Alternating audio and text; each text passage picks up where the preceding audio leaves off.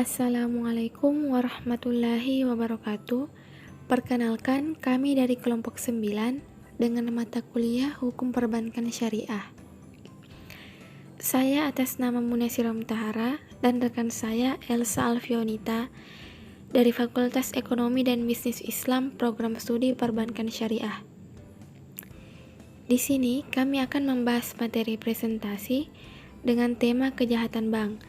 Berikut adalah uraian materinya.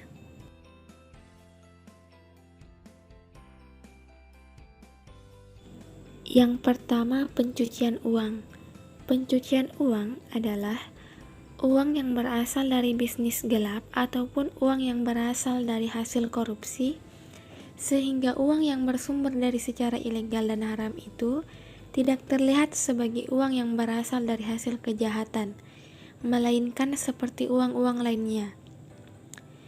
Money laundering atau pencucian uang merupakan tindak pidana yang melibatkan kegiatan keuangan dalam batasan yang sangat sulit untuk menentukan keterlibatan institusi selain perbankan yang selama ini dikenal sebagai sarana aktivitasnya.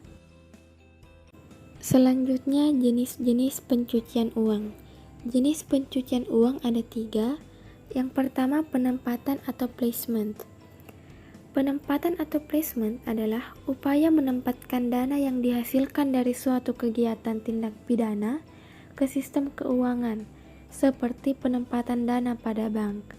Yang kedua, transfer atau layering adalah memisahkan hasil tindak pidana dari sumbernya melalui beberapa tahap transaksi keuangan untuk menyembunyikan atau menyamarkan asal-usul dana.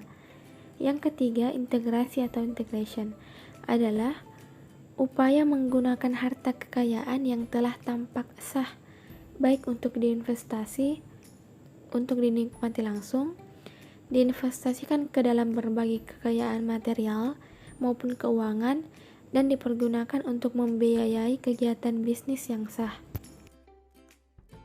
Kejahatan bank yang kedua adalah pembiayaan fiktif. Pembiayaan kredit fiktif adalah penyaluran kredit yang diberikan oleh pihak perbankan terhadap nasabah, tetapi dengan menggunakan data-data fiktif. Artinya, pihak internal bank membuat data-data kredit yang disalurkan tidak dalam keadaan yang sebenarnya terhadap seorang nasabah.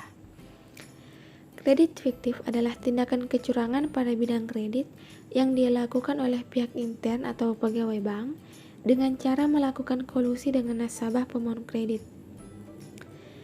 Berdasarkan pasal 1365 dan 1367 KUH Perdata, bank wajib bertanggung jawab dalam bentuk ganti rugi kepada nasabah bank.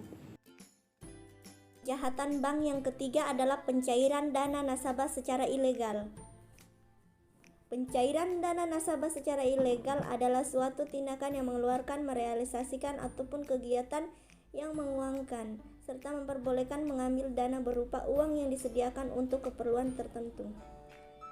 Pegawai bank melakukan tindakan pencairan dana pada bank dengan tidak sesuai sistem prosedur bank yang berlaku, yaitu pencairan dana tersebut dicairkan tanpa sepengetahuan dari nasabah atau pihak bank. Berdasarkan tinjauan kasus ST dan Viverienti, maka terlihat adanya upaya pencairan dana nasabah yang dilakukan oleh pegawai bank dengan tanpa izin dari bank atau nasabah. Ketentuan pidana Undang-Undang Perbankan Syariah. Tindakan pidana dalam bidang perbankan menyangkut perbuatan yang berkaitan dengan perbankan dan diancam dengan pidana meskipun diatur dalam peraturan lain ataupun merupakan perbuatan yang melanggar ketentuan dalam Undang-Undang Perbankan dan Undang-Undang Perbankan Syariah yang juga merupakan perbuatan melanggar ketentuan di luar Undang-Undang Perbankan dan Undang-Undang Perbankan Syariah yang dikenakan sanksi berdasarkan Kitab Undang-Undang Hukum Pidana atau KUHP. Ketentuan larangan yang berlaku dalam kegiatan usaha bank umum, perbankan syariah, dan dalam kegiatan usaha bagi bank pembiayaan rakyat syariah terdapat dalam pasal 24 dan pasal 25 Undang-Undang Nomor 21 Tahun 2008 tentang perbankan syariah. Kemudian ketentuan pidana dalam perbankan syariah dengan konsekuensi sanksi hukumnya berupa hukuman penjara dan pembayaran denda uang dengan jumlah tertentu. Sebagaimana diatur dalam pasal 59 sampai dengan pasal 66 Undang-Undang Nomor 21 Tahun 2008 tentang Perbankan Syariah. Tindak pidana perbankan syariah lebih dominan mengikat dan berlaku khusus terhadap pengelola bank syariah atau bank umum konvensional yang memiliki unit usaha syariah.